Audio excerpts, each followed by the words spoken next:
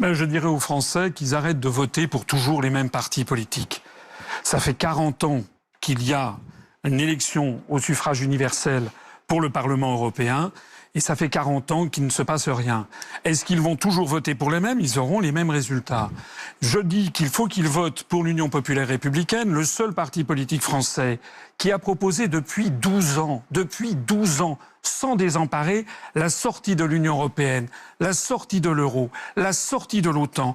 Notre mouvement politique, dont le site upr.fr est désormais le plus consulté de tous les partis politiques français, parce que nos analyses se sont révélées constamment justes et exactes. Et s'ils votent le 26 mai, il n'y a qu'un seul tour. Si nous dépassons les 5%, nous aurons 3 députés, moi-même, derrière moi, Zaman Ziwan, qui est une gilet jaune, et un peu derrière, Vincent Brousseau, qui est le meilleur expert économique en matière d'euro, puisqu'il a travaillé pendant 15 ans à la Banque Centrale Européenne, et il est l'un des meilleurs experts mondiaux de l'euro, qui est en train, on n'en a pas parlé malheureusement, de nous entraîner à la faillite collective. Jean-Christophe Lagarde, votre conclusion.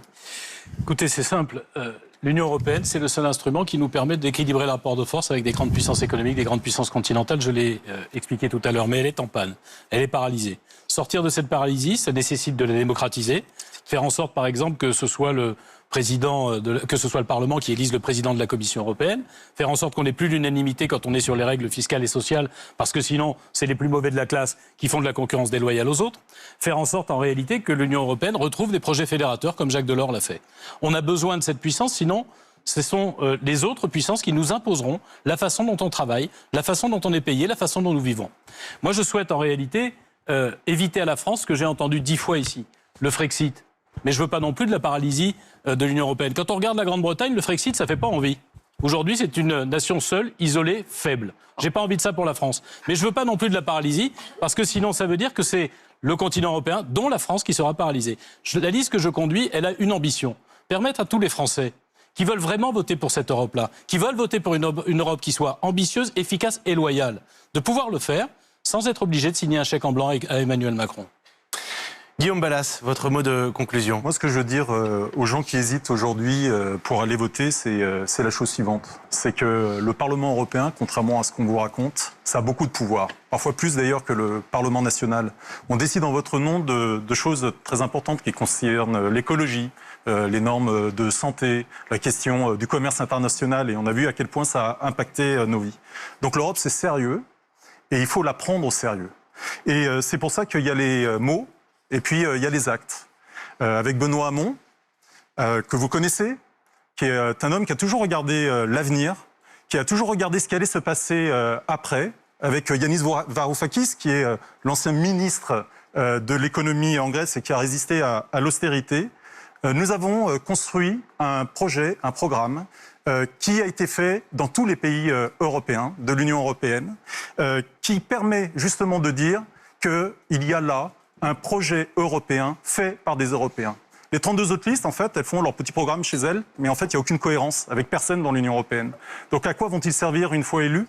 Puisque de toute façon, ils ne portent qu'un message qui est un message national. Comme si cette élection européenne n'était qu'une élection intermédiaire parmi d'autres.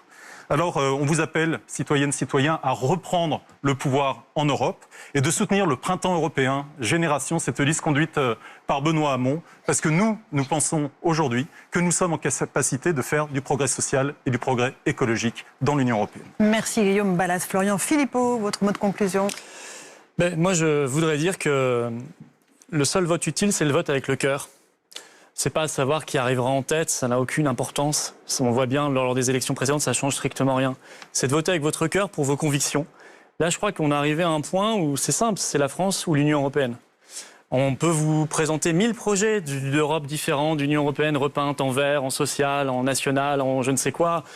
Mais c'est faux, ça ne se modifiera pas. Et ceux qui font ces promesses, généralement, en plus, le savent. Donc c'est très cynique.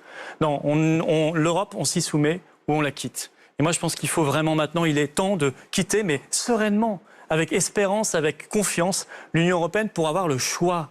le choix, retrouver la liberté, la démocratie, retrouver la liberté de pouvoir mener les politiques qui nous conviennent. On aura de beaux débats ensemble, mais on pourra de nouveau faire vivre la démocratie. C'est pour ça que je dis vraiment de voter avec son cœur.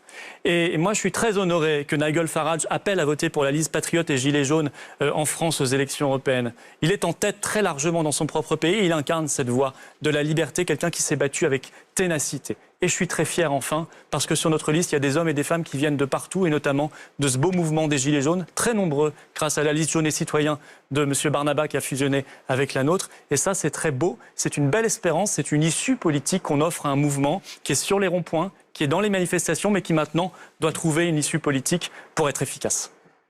Merci Florian Philippot. Fabien Roussel, votre mot de conclusion. C'est une élection très importante. Il y a beaucoup de colère dans notre pays, beaucoup d'espoir de changement aussi. Et pourtant, j'ai le sentiment que tout est fait pour que l'abstention soit la plus forte possible, pour que les Français n'aillent pas voter. Or, je voudrais leur dire à ceux-là que 100% des banquiers, des plus riches, des représentants des marchés financiers iront voter. 100% de ceux que défend Emmanuel Macron iront voter. En revanche, il y aura 50% d'abstention, si rien n'est fait, 50% d'abstention dans le monde du travail, parmi les ouvriers, parmi les salariés. Et donc, je les invite, justement, le 26 mai prochain, à manifester, à se révolter, à exprimer leur colère et leurs espoirs avec le bulletin rouge de Ian Brossat, en mettant un carton rouge à la politique qui est menée aujourd'hui par le gouvernement. Mais plus que ça, en votant pour notre liste, c'est donner de l'espoir aussi d'un changement. Et c'est donner de la force à un parti qui compte à gauche. Il y a aussi beaucoup de Français qui sont déçus par la gauche. Ils ont le cœur rouge, le cœur qui saigne, la colère noire. Et à cela, je voudrais leur dire, pour redonner des couleurs à la gauche, pour retrouver une gauche sincère, honnête, authentique, fière de ses valeurs, redonner de la force au Parti communiste français. Parti communiste is back, je l'ai dit, on est là. Alors, pour eux, c'est la finance d'abord. Pour nous, c'est l'humain et la planète d'abord. Nathalie Arthaud, c'est vous qui aurez le mot de la fin ce soir. Allez-y. Les travailleurs, en temps normal, ils n'ont pas la parole. Voilà. Et c'est vrai que ce mouvement des Gilets jaunes leur a permis, pour un certain nombre, de s'exprimer.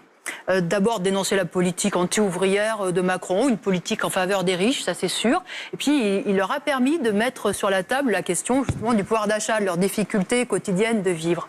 Voilà, et ça c'était quelque chose de très salutaire. Et je pense qu'il faut que les travailleurs, y compris dans les entreprises, aillent encore plus loin justement. C'est-à-dire qu'ils revendiquent clairement ce qui leur est nécessaire. Qui revendiquent de prendre sur les profits. De prendre sur les profits pour augmenter les salaires. De prendre sur les profits pour embaucher aussi. On a assez peu parlé du chômage. Mais le chômage, c'est le fléau. Il faut effectivement que chacun ait accès à un emploi. Ce qui signifie d'abord arrêter avec toutes ces suppressions d'emplois, toutes ces fermetures d'entreprises, y compris de grands groupes richissimes.